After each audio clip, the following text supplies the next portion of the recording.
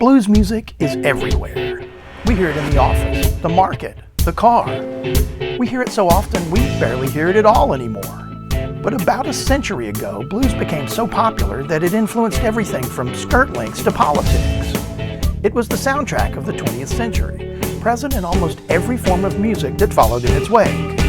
It helped grow the national economy and elevate America's position in the world. And its creators are the U.S. corollaries of Bach, Beethoven, and Brahms. Yet today, few people know the saga of the first completely authentic form of American song.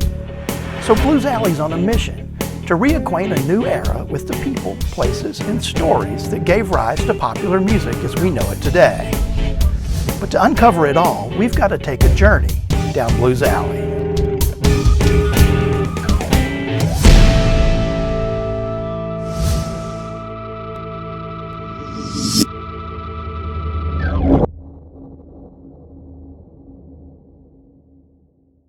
This is Tutwiler, Mississippi, a tiny, now mostly abandoned town in the central Mississippi Delta. And arguably one of the most significant events in the development of U.S. culture happened here.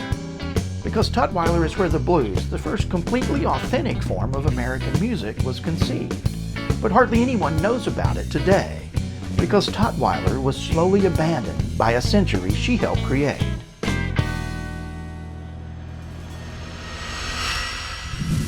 In the 21st century, Tutwiler is a fossil from a bygone era, a monument to the impermanence of American life. And like all fossils, you can still see the impression of what the place was like 50 or even 100 years ago. There would have been a diner, a bank, a barbershop, a funeral home, a night spot, and of course, a railroad station. Once upon a time, there was a small but thriving Yellow Dog or Yazoo and Delta Railroad terminal on this spot. A few crossties and a foundation are the only remnants of the place that sparked a completely original American music, helped define a century, and change the face of Western culture. At the dawn of the 20th century, people viewed the railroad much the way we see the internet today, as a lifeline to the outside world, a connection to places, people, even products from far away. If you wanted to see the latest fashions or customs or entertainment in action, you had to physically go where they were. Without the railroad, the size of your accessible world diminished. It's hard to imagine in the age of 24-hour on-demand media, but a century ago, no one had yet thought to make culture a commodity. Today, the sale of U.S. culture is big business. The export of American TV, movies, and music is outgrossed only by our export of food and aerospace technology. And revenue from copyrighted material contributes more than $1 trillion a year to the U.S. economy. But none of that was true in 1903, when a chance encounter changed the face of American music. Because the depot that once stood on this spot is where a young composer named William Christopher Handy first developed the concept of a completely authentic American music. Music that would make him world famous and influence everyone to follow in his footsteps, from Gershwin to Louis Armstrong to Elvis and the Beatles. You can still hear it in pop, rock, and rap tunes today. It's a music known worldwide as the blues.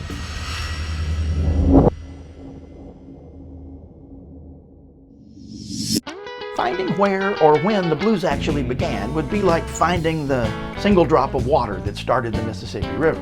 Like the river, blues just happened gradually as disparate cultures were thrown together in the proverbial melting pot. Elements can be traced to African call and response, European folk and gospel, even Hebrew scales. And every art has a place where it begins to become something more than everything that came before it, something authentic. Classical music had Vienna. The blues had Tutwiler Station. The official story of the birth has Handy waiting on a train at Tutwiler Station when he hears an itinerant musician hammering out a tune on an old beater of a guitar. Handy struck up a conversation, and while they waited on the train, that anonymous guitarist taught him the song Where the Southern Crossed the Dog, about the crossroad of the Southern Railroad and the Yazoo and Delta in nearby Moorhead. Now this, according to the official account, took place sometime between 1895 and 1903. Handy, in his autobiography, Father of the Blues, tells an additional story from about the same time.